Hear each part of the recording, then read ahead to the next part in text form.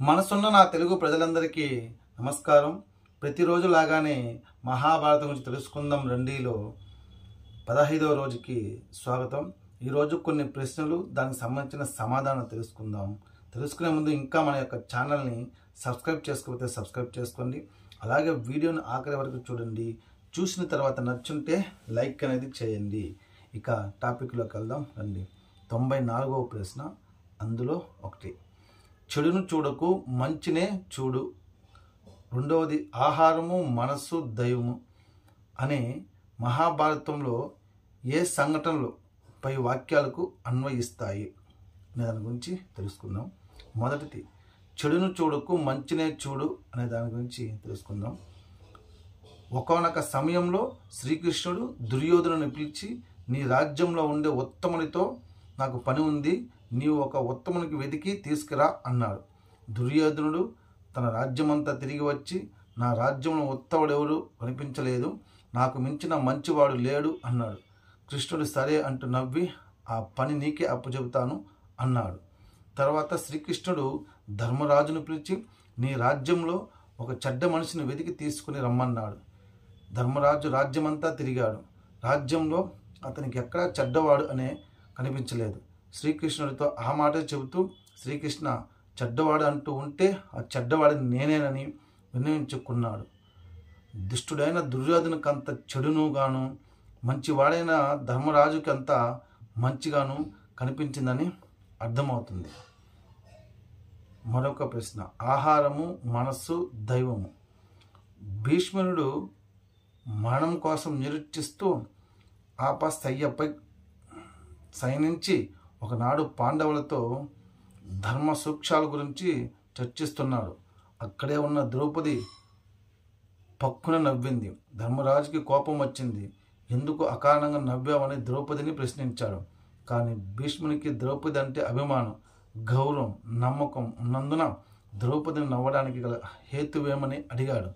ద్రౌపది వినయంగా, కురు పితామహ, నన్ను నిండు కురుసభలో దుర్యోధనాదులు అవమానిస్తున్నప్పుడు మీరు ధర్మాధర్మ ప్రసక్తిని ఎందుకు తేలేదు? పాండవులకు ధర్మాధర్మాల గురించి చెప్పనవసరం లేదు, వారన్నిటికీ ధర్మభక్తులు కదా అంటూ తాను నవ్విన దానికి వివరణ ఇచ్చింది.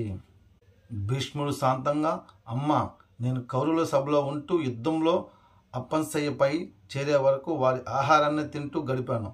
ఆ ఆహారం దుష్ట సంకల్పాలతో కూడినది గనుక అది స్వీకరించిన నాడు ధర్మం గురించి మాట్లాడలేడు. ఆహారం ఎటువంటిదో మనస్సు అటువంటిదే తల్లి.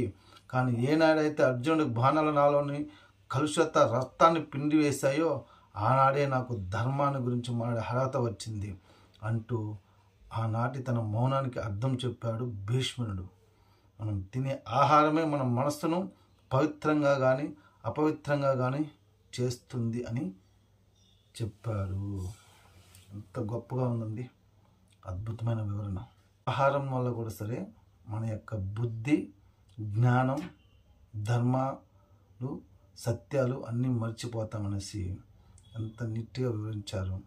అయినా సరే మనము భగవంతుడు చెప్పిన దాన్ని ఈ భూమిపైన ఎవ్వరూ పాటించరండి. భగవంతుడు ఇచ్చిన బుర్రని ఎలా పడితే అలా వాడతారే తప్ప నేను చెప్పినట్టు నడుచుకునేసి ఎవ్వరు నడుచుకోవడం లేదు. మరొక ప్రశ్న, 95వ ప్రశ్న, ఎటువంటి గుణాలు పాండవుల విజయాన్ని కౌరవుల అపజయాన్ని నిర్ణయిస్తాయి? సమాధానం, అంకిత భావము, దైవ భక్తి, క్రమశిక్షణ, వివేకము, పట్టుదల అనే ఈ 5 లక్షణాలు పాండవులకు విజయాన్ని వరించి పెట్టాయి. అహంకారము, అలక్ష్యము, అవినయము, అసూయ, అసభ్యము అనే ఈ 5 అకార పంచగుణాలు కౌరవులకు అపజయాన్ని సమకూర్చి పెట్టాయి. మరొక ప్రశ్న, ఆమరణ నిరాహార దీక్షను దుర్యోధనుడు ఎప్పుడు ప్రకటించాడు? సమాధానం, దుర్యోధనుడు ఘోషయాత్ర నెపంతో దైవత్వానికి వెళ్ళి పాండవులను అవమానాలు పాలు చేయాలని సంకల్పించాడు. కానీ అహంకారంతో గంధర్వరాజు చిత్రసేనునితో తలబడ్డాడు. దుర్యోధనుడు పోరు సాగింది, అహం అణిగింది, అవమానం మిగిలింది. గంధర్వుల చేతిలో బందీలైనారు కౌరవులు. ఈ వార్త పాండవులకు చేరింది. ధర్మరాజు తన సోదరులను పంపాడు కౌరవులను రక్షించేందుకు. పాండవ సోదరులను చూచిన చిత్రసేనుడు కౌరవుని విడిచిపెట్టాడు. కౌరవరాజు సుయోధనుని తనకు జరిగిన పరాభవం కన్నా పాండవుల సహృద్రత ఉదారత్వం ఎంతగానో బాధించి అవమానం పాలు చేశాయి. అప్పుడు పాండవుల దయా దాక్షిణ్యాలపైన బతికే తన బ్రతుకుపై అసహ్య భావంతో కృంగిపోయి అమర నిరాహార దీక్షను ప్రకటించాడు దుర్యోధనుడు. ఎంత మూర్ఖంగా ఉంటే మనం ఏం చేస్తామండి? ఈ కాలంలో కూడా ఉన్నారండి మూర్ఖులు.